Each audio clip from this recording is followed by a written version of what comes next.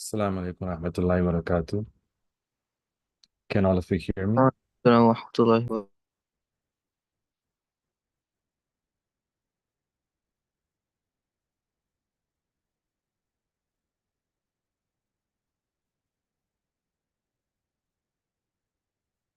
Can all of you hear me? Is the voice okay?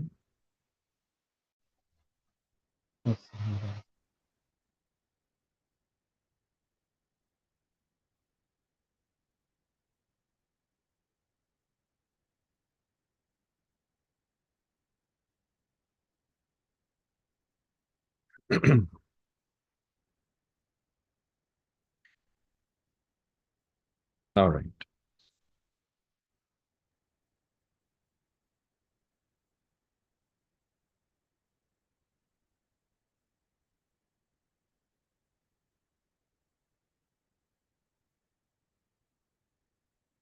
So, Alhamdulillah,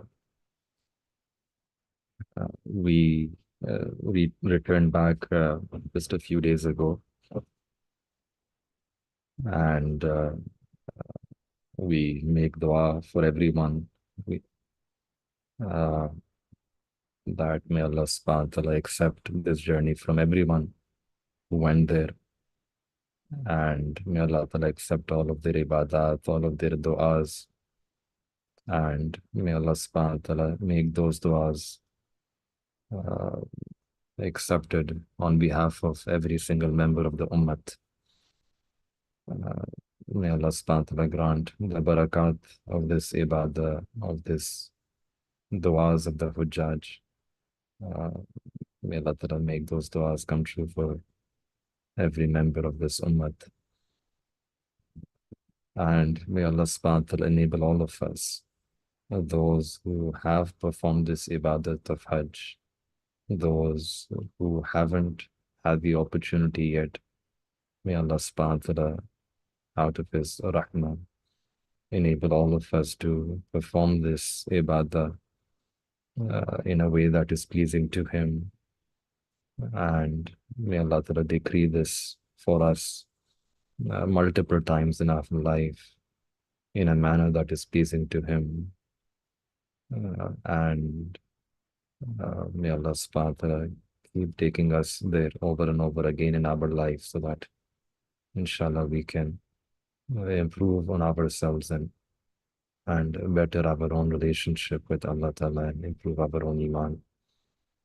Truly, the two places, Makkah Mukarramah and Medina Tayyibah, these are the most blessed cities in the world. They're so blessed, so sacred that when the Dajjal will come and his fitna will spread and he will enter every single city. His fitna will reach every single city. When he will try to enter these two cities, there will be angels who will be guarding and will not allow the Dajjal to enter. So the only two cities that will be saved from the entry of the Dajjal will be these two cities of Makkah Mukarramah and Medina Munawwara. So this is something which is established in authentic narrations, ahadith. So, like we say, that from a worldly perspective, Mount Everest is the highest peak. But from a spiritual perspective, Makkah Mukarramah and Medina Munawwara, they are like the spiritual Everest of this world, where every ibadah, every good deed that a person does, it gets multiplied. In Makkah Mukarramah, in Haram, every good deed gets multiplied by 100,000. We say one Subhanallah there, It's as if we said 100,000 subhanallah in our own place. So it's part of our iman. It should be part of every believer's iman that they have love, muhabba, respect, adab, and a longing to visit these two cities, Makkah Mukarramah, Medina Tayyibah. we This is not uh, uh, the place to share stories about the trip. Inshallah, maybe some later point we'll do so. But there was this one woman who came, and she was very uh, came from very well off background and had done tours of the world and visited all the different places. And when she reached Mina, this was her first trip, and she had tears in her eyes. And someone asked her that why is she crying? And she said that I'm regretting that I have spent my whole life visiting different places around the world, sightseeing, and I've come here so late in my life. I've come here so late in my life.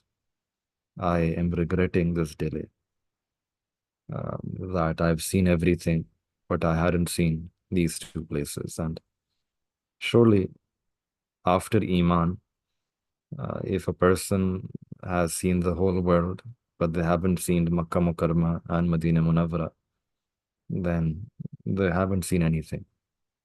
They haven't seen anything. The two greatest, the two blessed, the two most sacred places. Uh, we should have a longing and we should have a love. And in fact, the scholars, they mention that one should make dua to Allah Ta'ala, that Allah, when the time comes for us to leave this world, grant us a death in these blessed cities of Medina Munawwara, enable us to die and be buried in the graveyard of Jannatul Baqi. For the people who pass away and are buried there, they will be raised up and will be made to enter into Jannah without any hisab. So, Hajj is a ibadat which truly is a very powerful ibadat. It's the culmination of a person's all the other ibadat, like the 5 pillars. This comes at the end. It completes, it perfects a person's ibadat, their iman. And interestingly, when the Prophet ﷺ performed Hajj and was in the plains of Arafah, Yom Arafah, uh, it was during that time when Allah Ta'ala revealed this ayat of the Quran, that Al-Yawma Akmaltu Lakum Deenakum, that today we have completed and perfected this deen for you. So this marks the completion of deen, and a person should try to hasten to this ibadah. This is also something unique about Hajj, that it's the only ibadat in the deen of Islam which becomes mandatory only once in your whole lifetime. You just get a once in a lifetime shot. Namaz or salah, it's mandatory 5 times every day of your life. So if you don't perform well one day, you have a chance that you can perform it well the next day. Similarly, Ramadan, fasting, every year we get an opportunity to fast, fard fasting. Same with zakat, same with all the ibadat, except for Hajj. Hajj, the farz Hajj, is the Hajj that you perform the first time in your life. And that's just one ibadat, the first time. After that, we should perform Hajj if a person has the ability, but they will count as nafil. Nafil. The farz Hajj is only once in a lifetime opportunity. And that is why a person should try to uh, go there, having studied the Masail, so that they can perform this ibadat well, ideally go with someone who knows, go having read about how to perform so that at least we know the basics and we have someone with whom we can see guidance, we can be guided, as well as try to perform this early. It's a ibadat which one really enjoys. One really is able to derive maximal benefit if a person does it when they are young, when they have physical strength, because it's a journey of mujahida, of struggle. It's a journey of sacrifice. It's a journey which requires stamina. It's a journey which requires a bit of tolerance. And for all of that, it's essential that a person, if that's not to say that when a person becomes old, Alhamdulillah, there were people in our group were 60s, 70s, and mashallah, they were much more active than many of us. And subhanallah, it's a beautiful sight to see people who are very elderly, white beards, white hair, 70 plus. But mashallah, the stamina and the strength. And this is not just physical strength, it's the spiritual strength. It's that passion, it's that love that they have, which is driving them. And sometimes we see them running, we see them walking faster than many young people there. It's a beautiful sight. Men as well as elderly women. Young women, they are walking and then they pause and then they take a break. And meanwhile, these elderly women, mashallah, they're continuing. And you have ups and downs, uphill, downhill. And it's a spiritual strength that Allah subhanahu wa ta'ala gives them in addition to their jazba, their passion, their love, their yearning that they have in their heart. So one should try, like we said, that to do this as early as possible when it becomes farz. One thing is that the Hajj doesn't become farz. There are certain conditions that need to be met, need to be fulfilled. But once Hajj becomes mandatory upon someone, and they also have the ability, the means, the wealth to be able to perform this journey, then they should try to hasten and not delay it too much. And there is, in fact, even a hadith, a strong hadith, where the Prophet encouraged the Sahaba Ikram that they should, and the whole Ummah, that they should hasten in that hadith. And the meaning is that if a person, they reach a stage in their life when Hajj becomes obligatory upon them, and they have the means to perform this journey as well, and then for no valid reason, they keep delaying it. Prophet said that if this person dies without completing this ibadat of Hajj, then it doesn't matter whether this person dies as a Jew or as a Christian. Yani that person's very iman is in danger. So it's a strong hadith, which again highlights this principle that when Hajj becomes mandatory, a person should not delay it unnecessarily. Many times it happens that people are waiting that I want to buy my own house or I want to marry my kids first. And then the last thing that I want to do in my life is I want to perform Hajj. And many times that time doesn't come. People pass away before. Many times it happens that by that time they're very aged. They're not able to perform. They don't have that physical strength. Many times it happens that they might do it themselves, but they may not be able to enjoy the ibadah.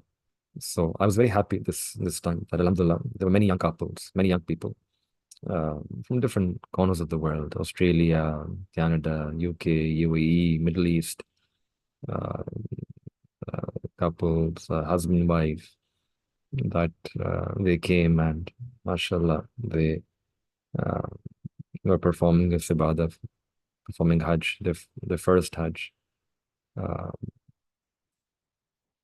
and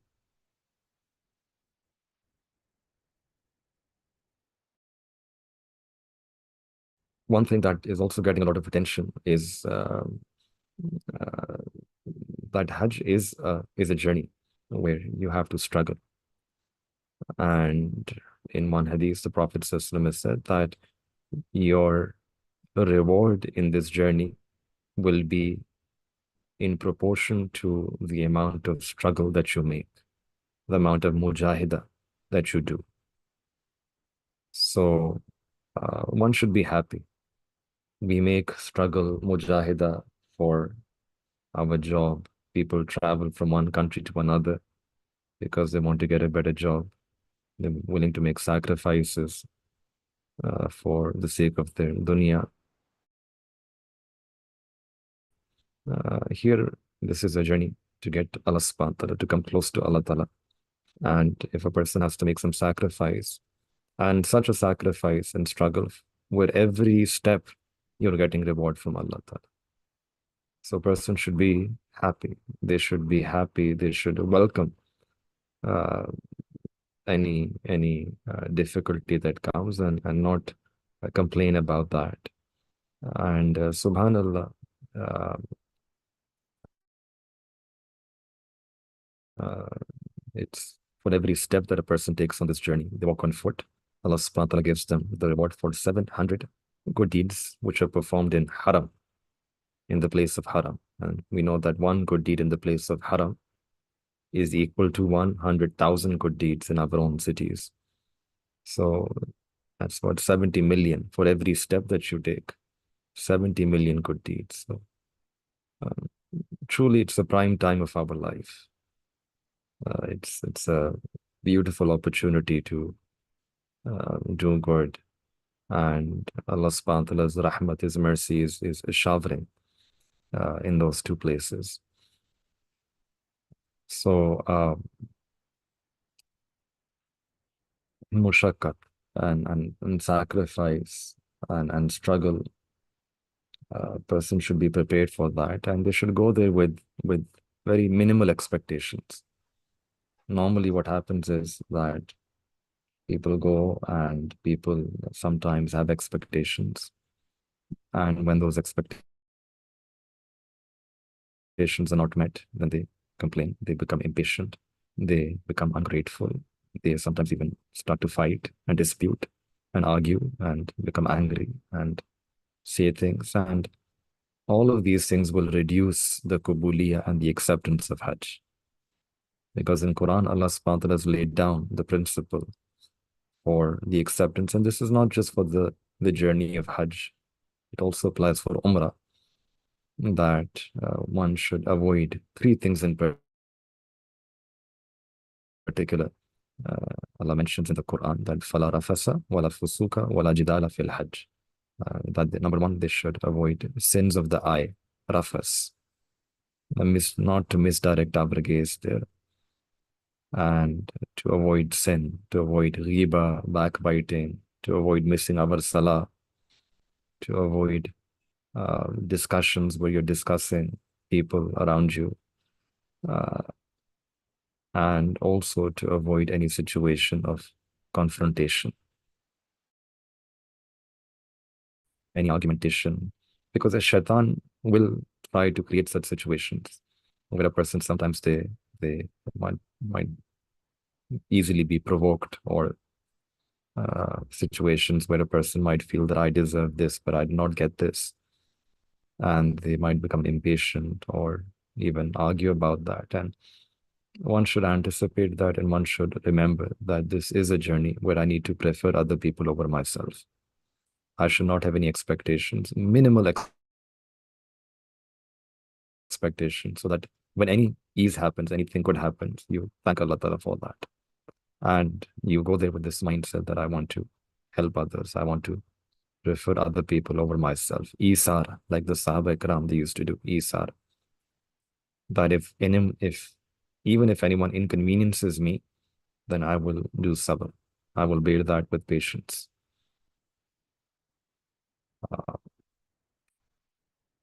So Alhamdulillah, all of this requires a pre-training. So the point that we wanted to make is that for those who haven't gone, or inshallah, intend to go in the future, one should be mentally prepared and go there with this pre-training and try to do islah of our nafs, try to rectify, work on our nafs. Because if the nafs is not tamed, not disciplined, then a person goes there and they're misdirecting their gaze. And it's very easy to commit sins of the eye because they're men, women, they're all together. And it's one such unique ibadat in the deen of Islam, where Allah wants that you perform tawaf, men and women. But the men, they should forget about their manhood.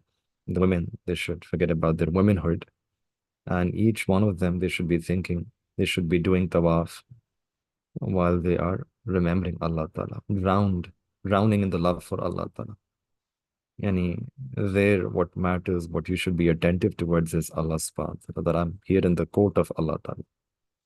And that is the feeling, the reality, the experience that Allah Ta'ala wants us to have. That everyone is thinking about Allah. They are drowning in the love of Allah. And with that feeling, with that kayfiyat, they are performing this ibadat of tawaf.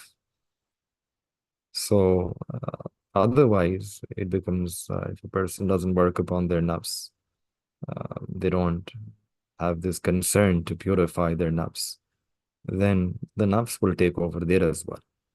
And sometimes people have these phones and they're making selfies, and it's very,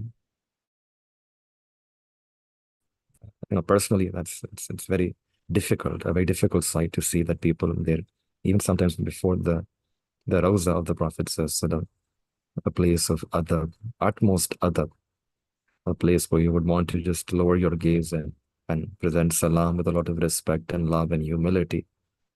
And there, for someone to have this audacity and boldness to be able to make selfies, or it's so it's something that a person has to work on before they go. That we otherwise, it also happens. People sometimes they engage in discussion. They're discussing politics, and very quickly they start to backbite different people, and from the king of Saudi Arabia all the way to your group leader and everyone in between. This person did this and this person did that. So these are things to be avoided. And for that, a person should try to go there. Before going there, a person should try to have a relationship of islah with someone, to frequent good company, be in the company of a sheikh ideally, and work on their own nafs and discipline their nafs, so that to tazkiyah of their nafs, so that inshallah when a person performs this ibadah, they are able to get a greater acceptance and qabuliyah in the sight of Allah. They're able to avoid these mistakes, and they're able to perform this ibadah in a manner that is pleasing to Allah, where they can erase themselves, because that's the whole haqiqat of the reality of Hajj. It teaches us humility, simplicity, erasing our nafs, erasing our ego. Everyone becomes equal. Every single aspect of Hajj has this element of simplicity, of removing this superiority complex and thinking of ourselves as being superior and better and greater than others. It breaks that. It breaks that feeling. It breaks that those thoughts. And if a person performs Hajj with all of these etiquettes, these adab, then truly Hajj is a life-changing experience. Our mashayikh, they have written that the other ibadat in our deen, they are mujahida, and they are a kind of a struggle. But Hajj is mushahida, where you can witness the tajalliyat, the nur, the light of Allah subhanahu wa ta'ala. You can feel and experience that closeness and nearness of Allah subhanahu wa ta'ala. That's how incredible and amazing this ibadat of Hajj is. Other ibadat are mujahida, and Hajj is mushahida, that it brings you close to Allah ta'ala. But provided that a person does it with the proper adab, and they stay away from rafasa, fusuka, and jidal.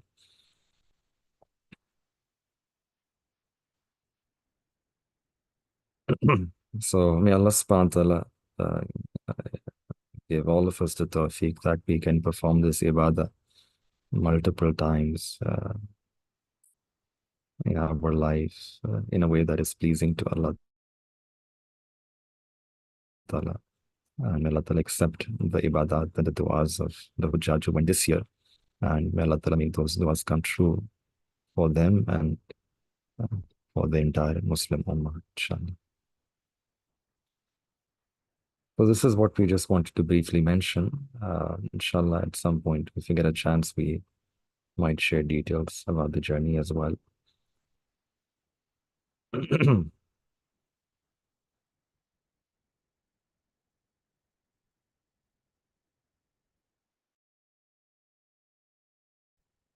All right, so before we left, we were doing Surah Yusuf. And in Surah Yusuf, we had completed the second ruku. And inshallah, today we will begin from verse number 21. So just to recap, that this is one of the most beautiful stories in the Quran. And we left the story at where Sayyidina Yusuf alayhi salatu wasalam, he was placed inside the well, thrown inside the well by his brothers out of their envy and jealousy. And then while in the well, Sayyidina Yusuf alayhi salam, he made dua to Allah Ta'ala, and Allah subhanahu wa ta'ala caused him to come out. There was a caravan that was going, and one of them, they went to fetch water from that well. And when he put the bucket inside, Sayyidina Yusuf alayhi salam came out. So the people of the caravan, they looked at Sayyidina Yusuf alayhi salam, and they said that it's a boy, and we can use him as a merchandise. We can sell him as a slave. And then they sell Sayyidina Yusuf alayhi salam for a very trivial, insignificant amount. So this is where we left.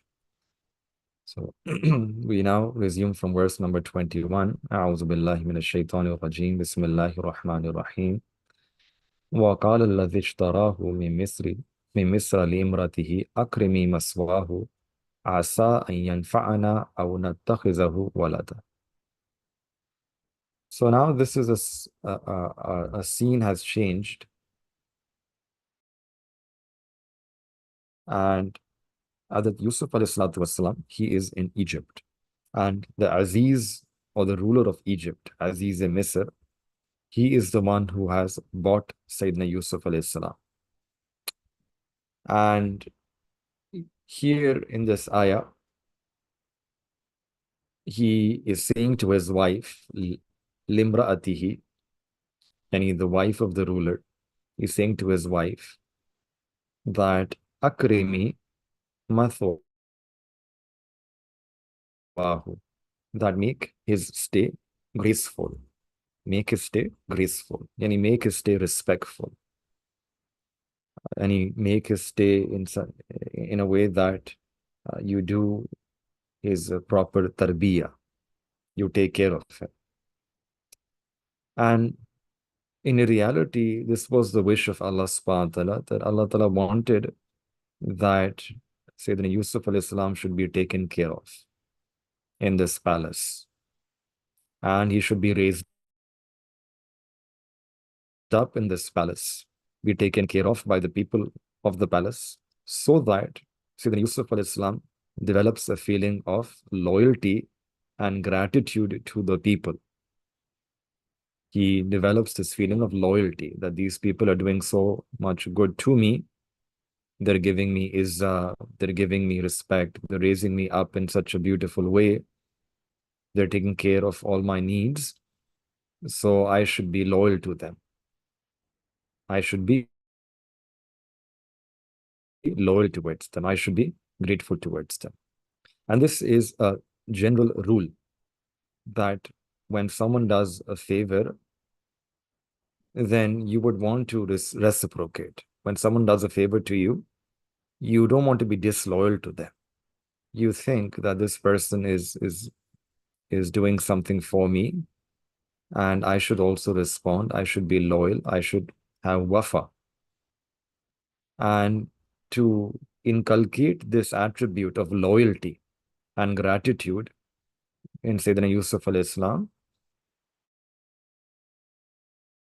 Allah subhanahu wa ta'ala placed him in such a situation that he's now being raised up in a palace. And the Aziz Misr, the ruler, he is telling his wife that take care of Sayyidina Yusuf alayhi salam, take good care of Sayyidina Yusuf alayhi salam. And this statement will then later on will uh, will uh, will lead to that attribute of loyalty within Sayyidina Yusuf alayhi salam as well later on in this story, that he would also want to reciprocate and be good towards his caretakers, towards the Aziz and Misr in particular, the ruler. So this was one instruction, that take care of him. And then there's a reason that he mentions, that asa an yanfa'ana, that perhaps he might be useful for us. And the Mufassirin have written that the ruler and his wife, they did not have any children. They were childless. So when they saw Sayyidina Yusuf alayhi salam, the ruler is thinking that we have him with us and he might be useful for us. أَوْ نَتَّخِذَهُ وَلَدًا, or we can even adopt him as a son. We can take him as a son.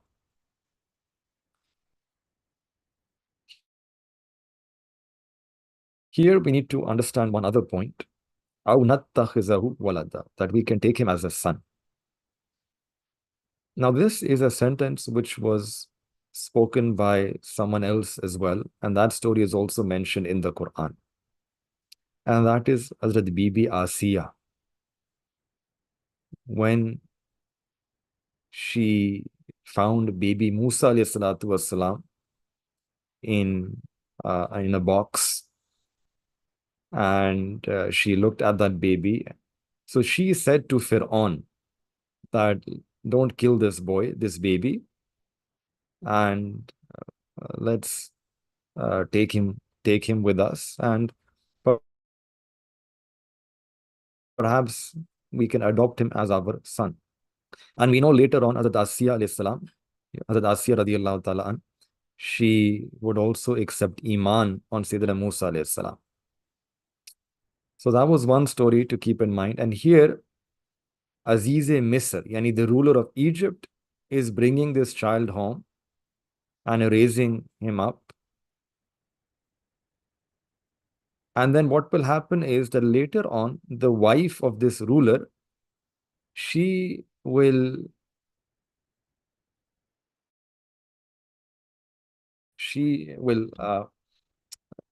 have to go through a test.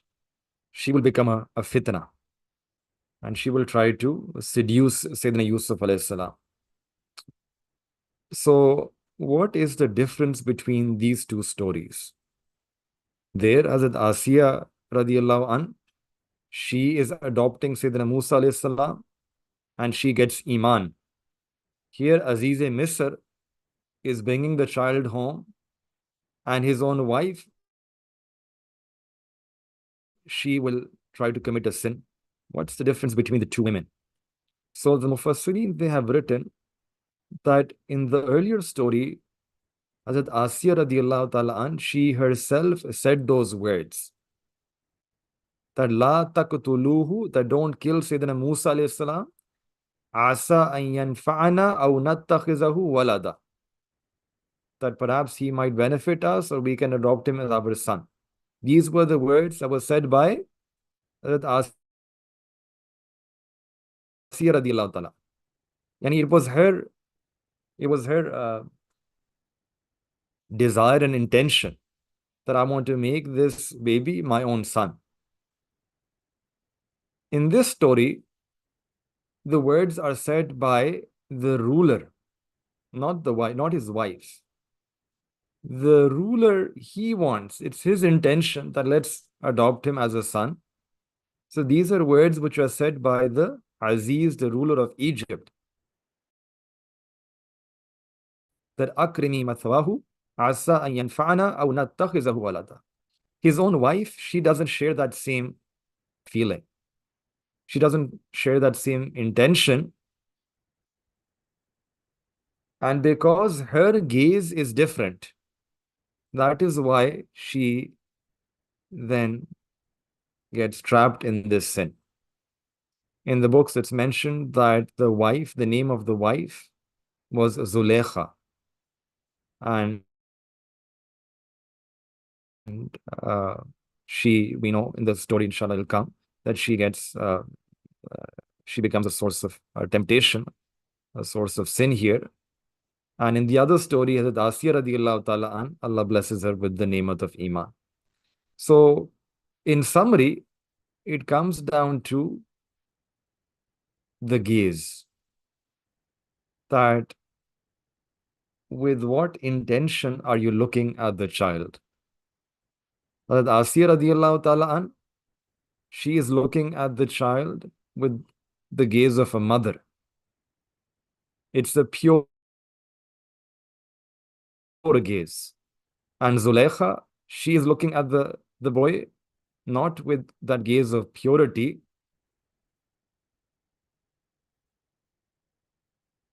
rather she wants to commit sin with him. She is looking at him with a very, not that gaze of purity. So this is a very important and a very subtle point, that it matters with which gaze are you looking at someone. When you look at someone, what is your intention with which you're looking at them? Your gaze matters. Your gaze can also teach you haya. Or otherwise, this gaze can also lead a person towards behaya, towards fitna, towards sin, towards things which are vulgar and obscene.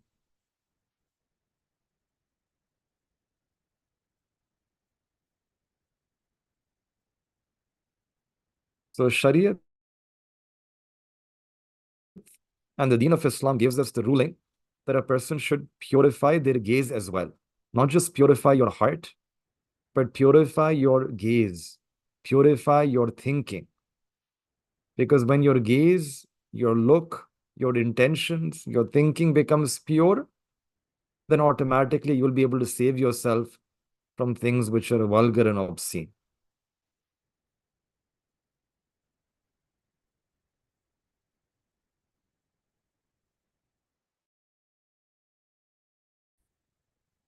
Then Allah subhanahu wa ta'ala continues, وَكَذَلِكَ مَكَّنَّا لِيُوسُفَ فِي الْأَرْضِ. And thus, in this way, we established Sayyidina Yusuf alayhi salam upon the earth. And here earth means that we gave him a place. This was the house, the palace of the ruler of Egypt. We gave Sayyidina Yusuf alayhi salam, we established him in that place. وَلِنُعَلِّمَهُ مِنْ تَعْوِيلِ الْأَحَادِيثِ. And so that we should teach him the interpretation of dreams. وَاللَّهُ غَالِبٌ عَلَىٰ أَمْرِهِ. And Allah subhanahu wa ta'ala is powerful in enforcing his command. وَلَكِنَّ أَكْثَرَ النَّاسِ لَا يَعْلَمُونَ. But most of the people, they do not know. Now this ayat is also really significant. Wallahu ghalibun ala amrihi. That Allah subhanahu wa ta'ala is powerful in enforcing his command. And when Allah subhanahu wa ta'ala intends something, then Allah subhanahu wa ta'ala, that thing will be enforced. It's not that Allah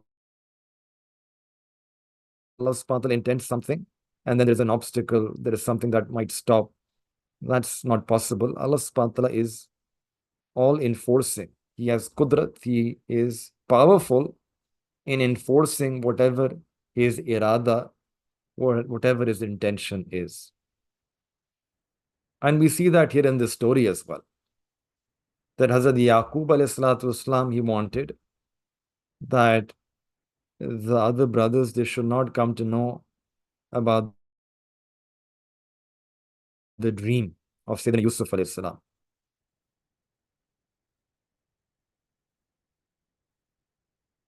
But somehow they got to know.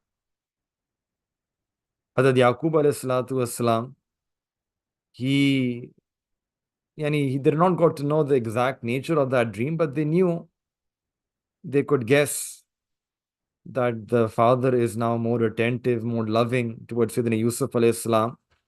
So there must be something in between. Hazrat Yaqub alayhi salatu wasalam wanted that the brothers, they should love Sayyidina Yusuf alayhi salam, live with him in a loving way. On the other hand, what happened? Instead of love, they became enemy, that enmity, hostility against Sayyidina Yusuf alayhi salam. Then the brothers, they wanted to kill Sayyidina Yusuf alayhi salam, but Allah Ta'ala wanted to save him. So Allah Ta'ala saved Sayyidina Yusuf alayhi salam.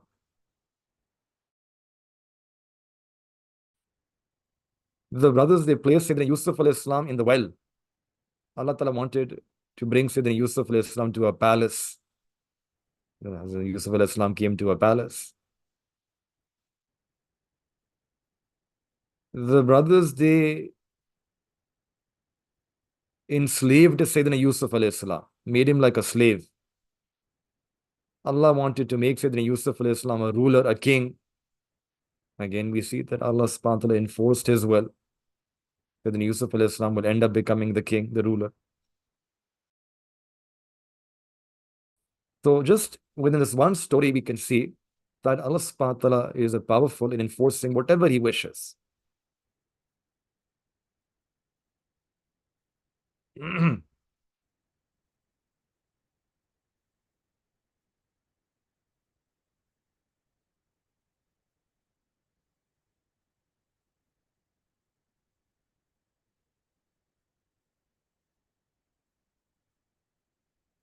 وَلَكِنَّ أَكْثَرَ النَّاسِ لَا يَعْلَمُونَ وَلَمَّا بَلَغَ أَشُدَّهُ. And when Sayyidina Yusuf alayhi salam reached the prime of his age, Allah says that آتَيْنَاهُ حُكْمًا وَعِلْمًا, that we gave him hukum, we gave him wisdom, and we gave him knowledge. We gave him wisdom as well as knowledge. وَكَذَلِكَ نَجْزِي الْمُحْسِنِينَ, and this is how we reward those who are good in their deeds. So one thing to remember here is we see that Sayyidina Yusuf alayhi salam, he is separated from his family. In Egypt, he doesn't have his family support. He doesn't have his parents, separated from his brothers, separated from his neighborhood. He has no acquaintance, no friends, no family members, no relatives. He is also young, so doesn't even have that any physical, full physical maturity as well. But what he did have is these teachings that are given by Allah subhanahu wa ta'ala, these teachings which he received from his own father as well, was a Nabi of Allah ta'ala, these teachings of ilm and hikmat. So these were the blessings that he had. And from a dunyavi, worldly perspective, he had nothing, no wealth, was sold as a slave, not even a servant. Servants still, at least they own themselves. They have their own possession. A slave is owned by their master. So no wealth, no money, no family no friends, no tribe, nothing. But he had ilm. And this is that ilm upon which he will act, he will do amal, and eventually this ilm and this amal upon that ilm will lead him and will give him izzat, and the halat and the conditions will change. So from here we can again we can learn a very important principle in our deen, that when a person they fix their a'mal, their actions, Allah subhanahu wa ta'ala will fix their conditions, their situations, their halat. And many times people make a mistake here. We like to say that first my halat, my situation should become easy. From a worldly perspective, things should improve. And then I will change my actions. Then I will start praying. Then I will start reading the Quran. And we place a condition. The first everything should become set in my life. Then I will become religious. But this is changing the sequence, the order that is laid down by Allah Ta'ala. The order is that first we have to fix our actions, then Allah will fix our halat, our conditions, our circumstances. We cannot change this sequence. We cannot change this ordering. In fact, there is a narration where it comes that when a person does actions, they do something, those deeds are presented. The angels, they present those deeds before Allah subhanahu wa ta'ala. And then based upon those deeds, Allah subhanahu wa ta'ala decrees halat and circumstances in their life. If a person does good deeds, Allah subhanahu wa ta'ala sends itminan, peace, happiness, well-being. And on the other hand, if a person does misdeeds, then there will be tests, trials, difficulties, hardships. So the circumstances in our life, they depend upon our actions. If we fix our actions, then Allah will fix our circumstances. This is the law, this is the order. We cannot change this. And we'll see here in this story as well that Sayyidina Yusuf alayhi salatu wasalam, he had the ilm, this hikmah, and he would act upon that. He would stay away from sin. Tests will come. First, one test will come. That's just coming in the next ayah. Then a second test will come. Will be to go to jail, spend several years in jail. But eventually, Allah subhanahu wa ta'ala will cause him to come out. And then Allah subhanahu wa ta'ala will place all the riches of the country in his hand. So someone who was a slave, someone who was behind bars, someone who was imprisoned, someone who did not have any worldly support, no family, no tribe, no money, no wealth. Yani the whole list that we have, the worldly means, someone who doesn't have any of those, but when they walk on this path of piety and righteousness, and they do good deeds, then Allah subhanahu wa ta'ala changes their circumstances in such a way that without any worldly means, Allah gives Sayyidina Yusuf alayhi salam the wealth of the entire nation. Allah ta'ala makes him the king, the ruler of that region.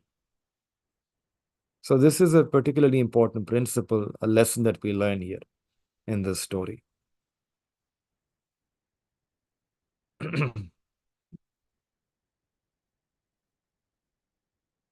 وراودته التي هو في بيتها عن نفسه.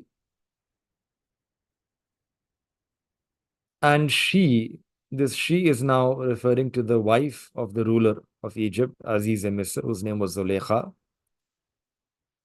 She in whose house Sayyidina Yusuf alayhi salam was, she seduced him towards herself. وَغَلَّقَتِ الْأَبْوَابِ, and she locked the doors, bolted the doors. وَقَالَتْ هَيْتَ لَكَ, and she said to him that, come on, come to me. قال, Sayyidina Yusuf alayhi salam replied, Ma'azallah, I seek refuge with Allah Ta'ala. Innahu Rabbi ahsana maswaya. And surely your husband is my master, and he has given me a good place to stay. He has done a favor upon me, ihsan upon me. So how can I wrong someone like that? Innahu la yuflihu zalimun. And if I were to wrong him, then I know that I will never be able to succeed. The wrongdoers, they do not succeed. They do not attain falah. They never prosper. Now, what happened here,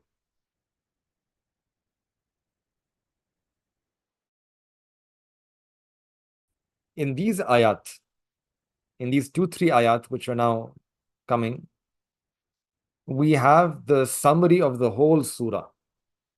It's a very important message, very important theme that is going to be highlighted here, which is basically the essence of the whole surah.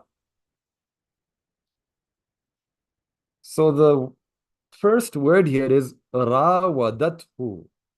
Rawadathu. When there is a man and a woman and they have an illicit relationship with each other, so that illicit relationship, it happens in 2 ways. Either one is threatened that, do this sin, otherwise I will do this to you. So by threat, harassment. And second is by seduction, by deliberately coming in such a way, the other person is tempted to commit this sin. So either it's a threat or it's a temptation. One is seduced into committing this sin. And between these two, normally it's seen that threat is not that effective. And that is why normally people try to seduce. And this is something that then leads a person to commit that sin. This is a very big problem. The word that Allah Ta'ala is using here, rawadathu, it comes from the word ruwaida, which means softness. So this word is telling us that Zulaykha, the way she approached Sayyidina Yusuf alayhi salam was not through some threat or harassment or some that do this, otherwise this will happen. No. But she is using a soft approach. She is trying to seduce, and through that she is trying to tempt Sayyidina Yusuf alayhi salam, trying to grab his attention. Ravadat. Now, for a moment, I want you to think, put yourself in that zone, that if there is someone who is a young man, youth, prime youth, and that young man is in someone's house, and in that same house, the woman of that house is also there, and that woman, she has sinful intention. Her intention is not pure. She has impure intentions for you. So in such a situation, imagine how big this test would be. Try to imagine for a moment how big this temptation was. Try to imagine that she would have dressed up. She would have come all dressed up. She would have smiled and used all of those flattering tactics. She would have walked in a particular way to attract attention. She would have dressed up in a particular way. Her demeanor, her manners. And she is a woman who is not some ordinary woman. She is the first lady. She's the wife of the ruler. She's the first lady. And she is the wife of the king. So obviously the wife of a king is not an ordinary woman. She would have beauty. She would be beautiful. She would be intelligent. She would be educated. She would have the greatest of akhlaq and manners. She would be attractive. And then if such a woman, she has impure intentions for a man, and that man is also not some far away in some other country, that man is also with her all the time. Now imagine how difficult would it be for this man to save himself from this woman. Because this woman, she also would not have that fear that my husband can come in and my husband can see me with this man. Because this man is a member of the household. He is supposed to live in the house. He is being raised in the house. So one can imagine that she would be looking for opportunities throughout the day, throughout the night, to try to attract Sayyidina Yusuf alayhi salam.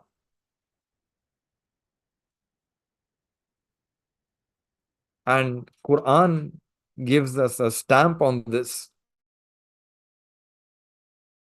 when the Quran says that zuyyina linnasi hubbu shahawati minan nisa, that the temptation for women is something which has been made beautiful for the men. Among all the temptations which are there in this world, one of the greatest temptation for a man is woman.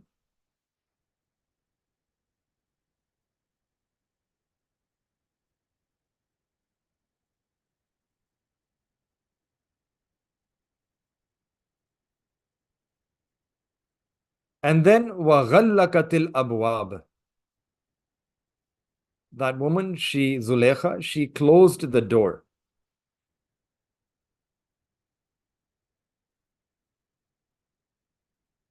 Here, she is closing the door, but Allah subhanahu wa ta'ala will be opening the door for Sayyidina Yusuf alayhi salam. And now we can imagine, once she would have locked all the doors, then she would have moved ahead, and she would have extended her hand and would want to now touch Sayyidina Yusuf alayhi salam. So when she would have done that, at that point, Sayyidina Yusuf alayhi salam, he replies, Qala ma'azallah. Qala ma'azallah. That I seek refuge with Allah. Now this is something to understand. That the woman herself, she is inviting the man towards the sin. And replies to the Yusuf alayhi salam immediately is saying, Ma'azallah, that I seek refuge in Allah. This statement is the weapon of a believer against nafs and shaitan. That whenever nafs and shaitan, they tempt a person towards this sin, the weapon of a believer is to seek refuge in Allah. That is why in the Quran it comes that Qur Rabbi inni a'udhu bika min hamadati shayateen.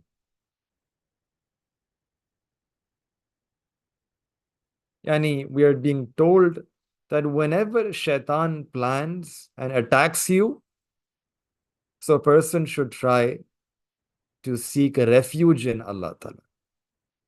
That Allah, I seek refuge in you from this shaitan.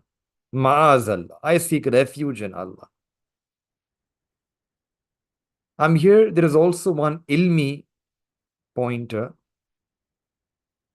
We use the word Allah, that I seek refuge in Allah subhanahu wa ta'ala. Isme Azam, Isme Jalala, Allah, this is Allah's personal name. And then Ar-Rahman and Ar-Rahim, these are two sifati or attributes, names, but these are attributes of Allah Ta'ala. And when we say Bismillah, Rahman, Rahim, Allah subhanahu wa ta'ala, that is the personal name of Allah. And then there are two sifati names, attributes of Allah Ta'ala, Rahman and Rahim. That's in Bismillah. But in Ta'awuz, when we seek refuge, when we say A'udhu Billah, or A'udhu Billahi Minash Shaitanir Rajim, there we only have the name of Allah, the personal name of Allah. There are no attributes. Why? The reason is that Allah subhanahu wa ta'ala is saying that, oh my servant, I have personal enmity against Shaitan. He is your enemy, but he is also my enemy. And because I have personal enmity against Shaitan, hence you should take my personal name against my personal enemy. Invoke my personal name and use that name against my personal enemy. And I will protect you against him. So that is why only the personal name is given to us in Ta'awwuz. And this is a teaching. Many times people say, I cannot save myself from sin. Yes, we may not be able to save ourselves from falling into sin. But if Allah subhanahu wa ta'ala wishes to save us from sin, Allah ta'ala can save us. So we are being told that whenever there is an opportunity of sin, a moment of sin, we should immediately turn towards Allah Ta'ala and seek help from Allah. There's some temptation, some fitna, some musibah, some difficulty. Immediately we do ruju ilallah. Immediately we seek refuge in Allah. And for this reason, Hazrat Yusuf alayhi salam, in reply, he immediately said, Ma'az Allah. I seek refuge in Allah. And when someone seeks refuge in Allah subhanahu wa ta'ala, Allah saves that person. Allah saves that person. Quran gives us several examples. Hazrat Imran, his wife, Surah Ali Imran, his wife, she had a daughter, and she is making dua, wa inni u'izuha bika wa dhurriyataha minash shaitanir rajim. That, oh Allah, this baby girl and her children, Allah, I ask you that you save them from shaitan. I seek refuge in you from shaitan. Her daughter was Hazrat Maryam alayhi salam, Maryam radiyallahu anh. And we see Allah Ta'ala saved Sayyidina Maryam radiyallahu anh, gave her such a life of purity, such a life of haya, that the Quran is testifying to her haya. Quran is testifying that we chose her, purified her, accepted her. Why? The dua that her mother was making, that Allah, I seek refuge in you from shaitan. So when the mother, she is making dua of hifazat like this, then Allah subhanahu wa ta'ala protects the children.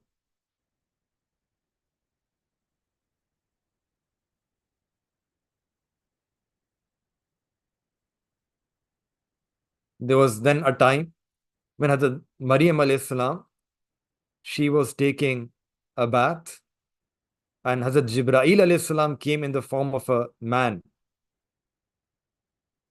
And Hazrat Maryam alayhi salam, when she saw that man, again, immediately she said, Inni a'uzu birrahmani minka in kunta taqiyya. Again, I seek refuge in Allah subhanahu wa ta'ala. So people who are pure, people who have haya, this is their adat, their habit.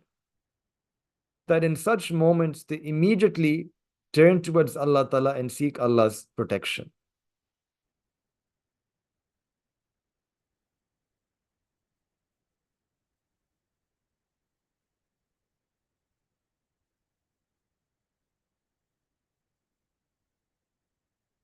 So we should also try to make this our practice, that whenever we are presented with such an opportunity or there's a test like this for us, we should seek refuge in Allah, and then Allah will protect us. In a hadith mubarakah, we are taught one particular dua, and we should try to learn this dua and recite this dua every day. A'udhu bi kalimatillahi tammati.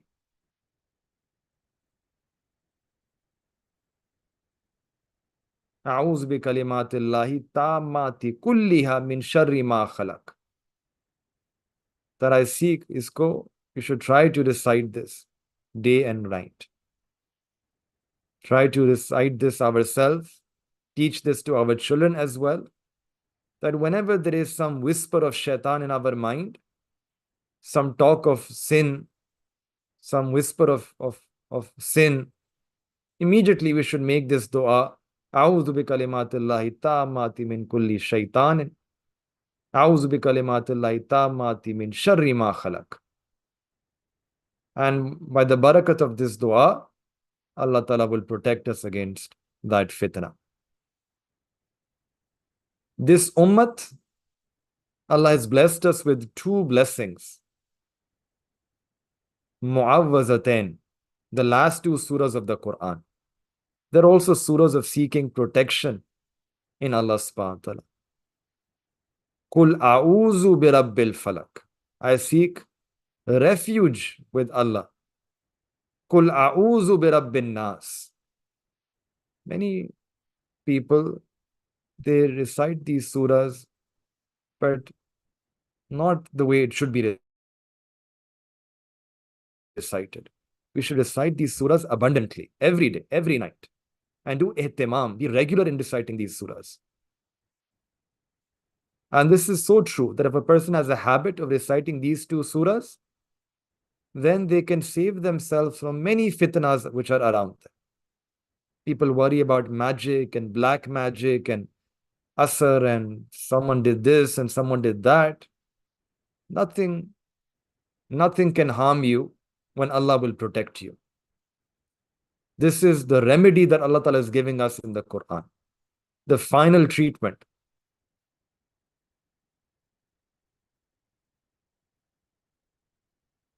So we should recite these surahs, and Allah will protect us. Allah will shower us with His rahmah.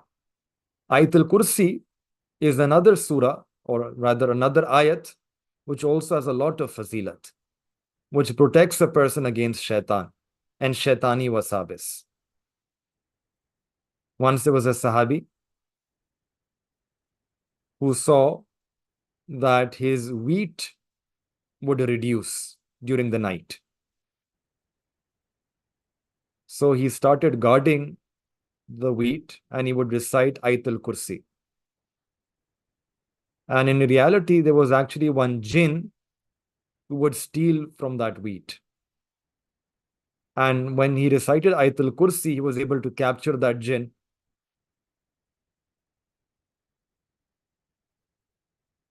So we understand that Ayatul Kursi is something which protects a person even against shaitan and jinn. So we should recite Ayatul Kursi as well every day. In Hadith Mubarakah it comes that that person who recites Ayatul Kursi after every farz salah, that person who recites Ayatul Kursi after every farz salah, then there is nothing lying between that person and Jannah except for that person's death. And the moment this person will die, Allah will make that person enter into Jannah. So we should try that when we complete our farz salah, we should wait some time and recite Ayatul Kursi. recite it ourselves, teach it to our children, do hisar around our children, make it like a fortress and protect our children, our family members. This is the way through which a person can save themselves from shaitan and the wasawis and the whisperings of shaitan, whether the shaitan comes in the form of jinn or the shaitan comes in the form of human beings. Irrespective, doesn't matter. Allah will protect us from shaitan.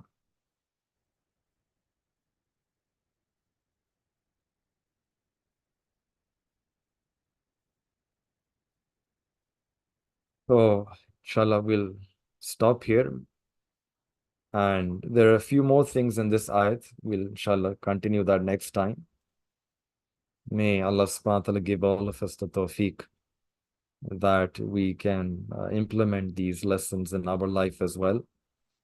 May Allah subhanahu wa ta'ala save and protect all of us from our own nafs, from our own shaitan. May Allah subhanahu wa ta'ala grant us nafs mutma'inna and keep us safe from all types of whisperings and wasawis of shaitan, our nafs. And may Allah subhanahu wa ta'ala always keep us shaded under His rahmah and keep us protected. And may Allah subhanahu wa ta'ala enable us to live such a life that is pleasing to Him. Wa akhiru da'wana alhamdulillahi rabbil alameen.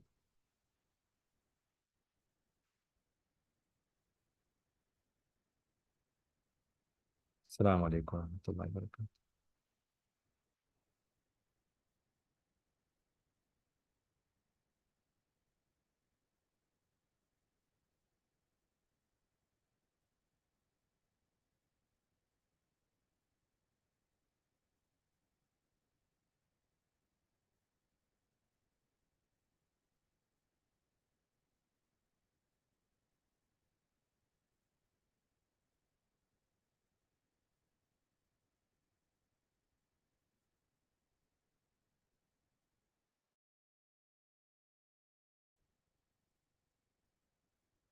The dua for seeking protection against shaitan.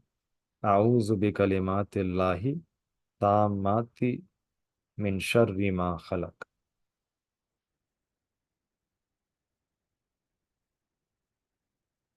A'udhu bi kalimatillahi tammati min sharri ma khalaq.